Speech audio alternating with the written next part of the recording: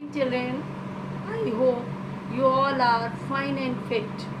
Children, today we will continue second chapter Varn Vichar from Hindi first book.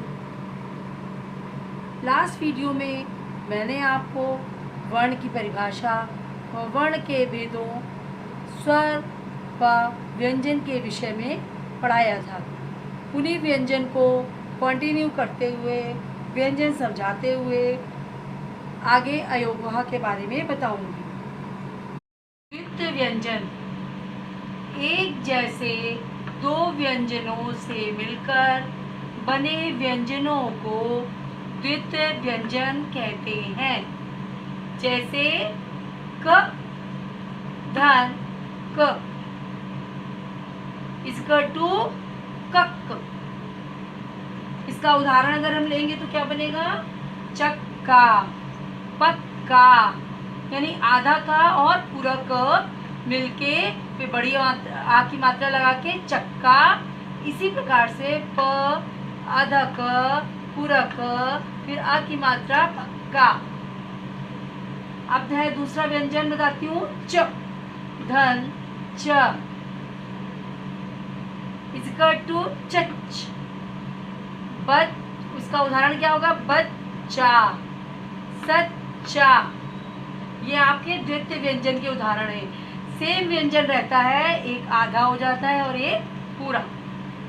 अब संयुक्ताक्षर दूसरे पर आते हैं। संयुक्ताक्षर के बारे में दो अलग अलग व्यंजनों के मिलने से बने अक्षर को संयुक्ताक्षर कहते हैं। जैसे क, धन श, क्या बनेगा? छ, छ से क्षत्रिय वाला छ। इसका उदाहरण क्या हो जाएगा? कक्षा, क्षत्रिय। आप देखिए सेकेंड है उदाहरण इसका, त, धन र, मिलके क्या बनेगा? कौन सा व्यंजन? त्र। और इसका उदाहरण होगा पत्र, मित्र। तीसरा व्यंजन है ज्ञा। ज्ञा को कैसे मिलके बनाया गया? दो अक्षरों से, ज, धन, इया।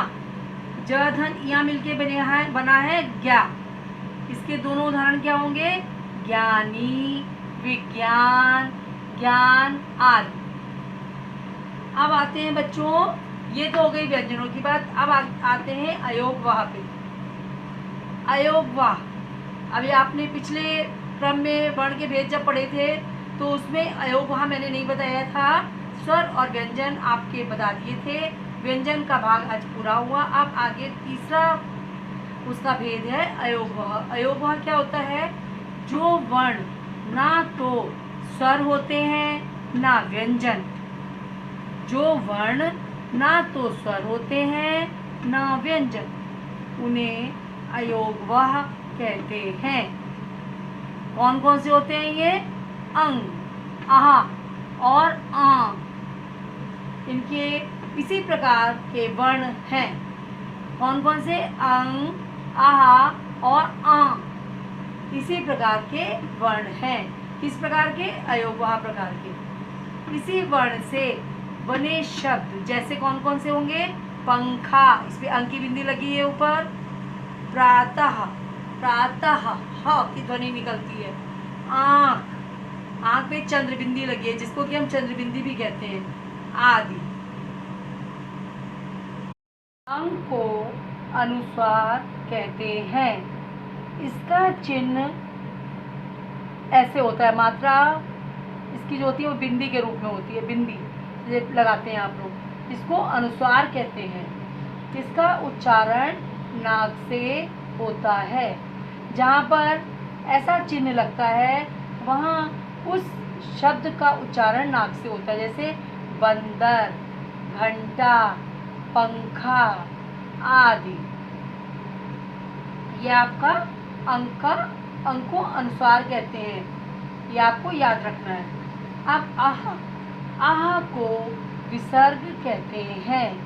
इसका चिन्ह आपने देखा, एक के नीचे एक दो बिंदी लगी हुई है, ये होता है इसका चिन्ह। इसका उच्चारण ह की तरह होता है, जैसे प्रातः, नमः, अतः।